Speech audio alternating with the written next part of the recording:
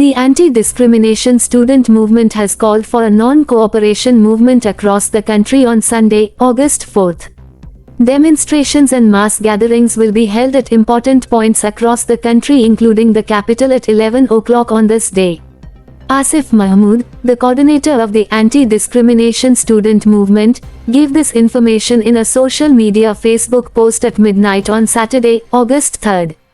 He said that besides the non-cooperation movement on the demand of one party, protests and mass gatherings will be held at important points across the country, including the capital from 11 a.m. on Sunday. I am calling the students to take a stand at the entrances of Dhaka from morning. Asif said that protests and mass gatherings will be held centrally at Shahbag from 11 a.m.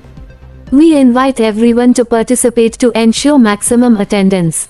Apart from this, the coordinator called upon the general public of schools, colleges, universities, private universities, madrasa students, workers, professionals, political and non-political to come down on the streets to make the announced program successful.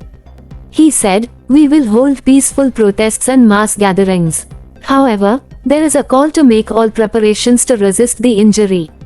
Another coordinator, Abdul Hanan Masood, said that the all-out non-cooperation movement has been called from Sunday to protest the killing of students and citizens by attacking the peaceful movement and one-sided demands. Meanwhile, the anti-discrimination student movement has unilaterally announced the resignation of Prime Minister Sheikh Hasina and her cabinet.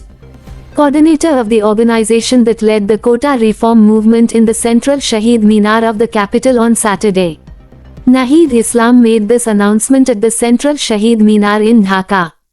Naheed said, "From the anti-discrimination student movement, we will soon announce a joint front with all levels of citizens, student organizations and all professional people for the student-citizen coup.